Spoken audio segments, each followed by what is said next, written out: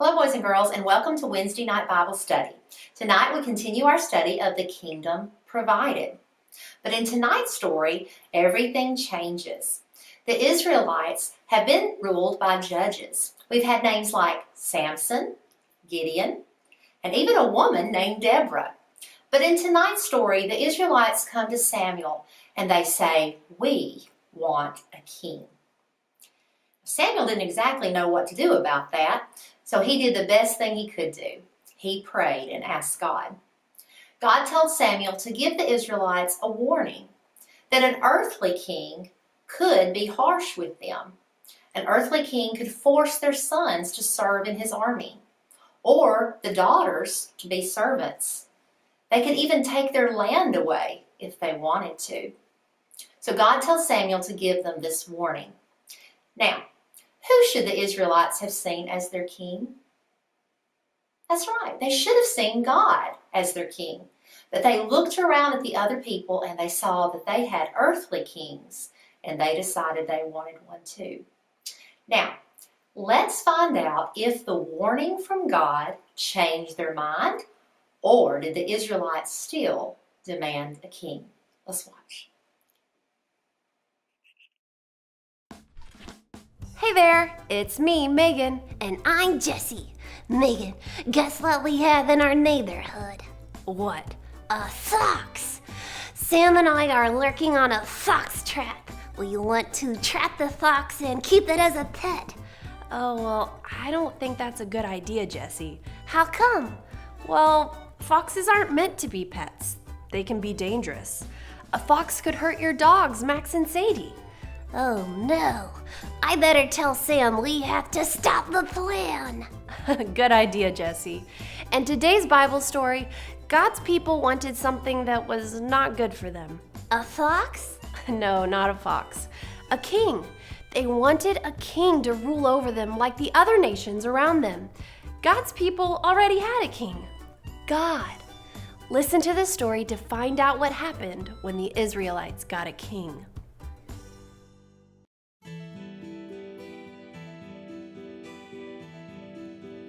Samuel was a judge in Israel. One day, God's people said, "The people around us have a king. We want a king too." Samuel was not sure what to do, so he prayed. God said, "Give the people a king, but warn them what an earthly king can do." A king could make their sons serve in the army. A king could make their daughters work for him, or he could take away their land and servants. Still, the Israelites didn't care. "Give us a king," they said. God chose a man named Saul to be king.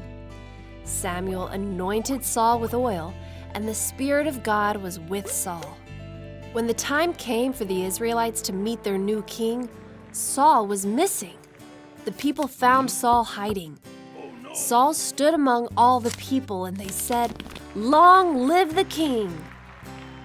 But Saul was not a good king. He did not obey God.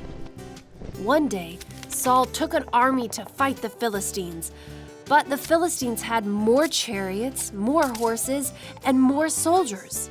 Saul wanted to ask God for help. Maybe if he made an offering to God, they would win the battle. But that was not a good idea. Only the priests were allowed to give offerings to God.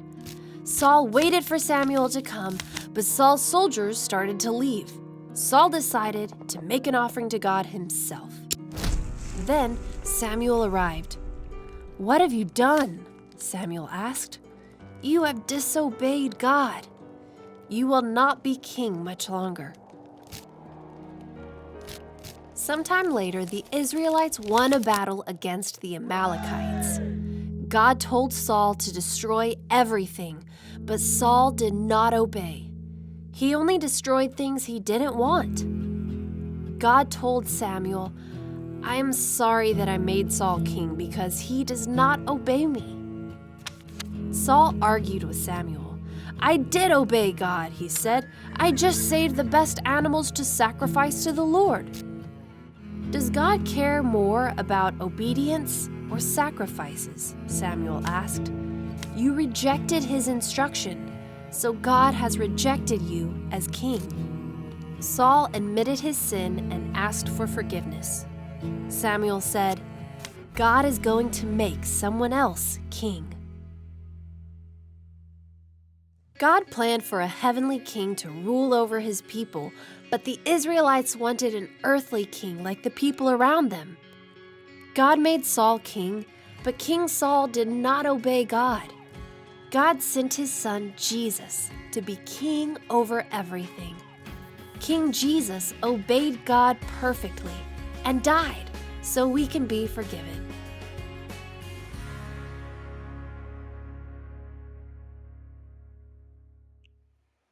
All right, boys and girls, did God's warning change their mind, or did they still demand a king?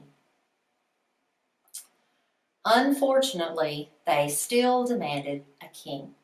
They did not do what God wanted them to do. Number 2, whom did God choose as Israel's first king? Yes, it was a man named Saul.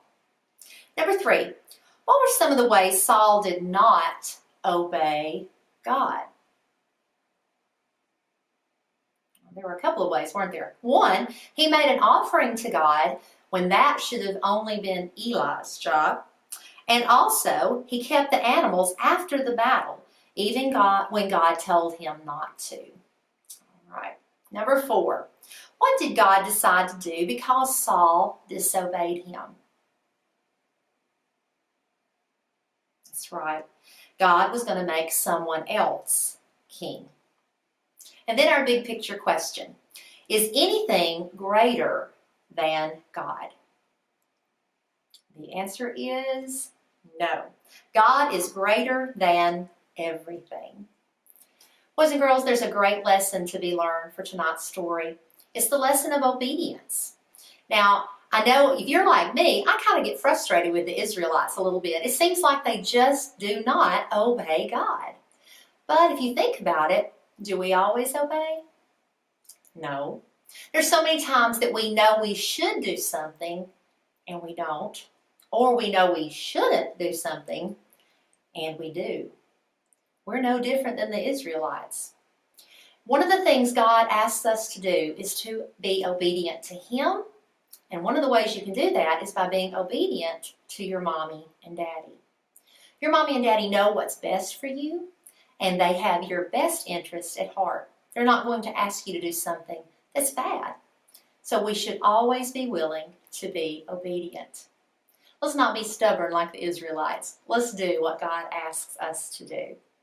Now, I hope you'll take some time to read tonight's story with your family. It is a little long, though. It comes from the book of 1 Samuel. It starts in chapter 8 and goes through chapter 15. So you may have to break it up into smaller parts, but it's a wonderful story. Now, I hope that you'll work on your obedience this week, and I hope to see you very soon.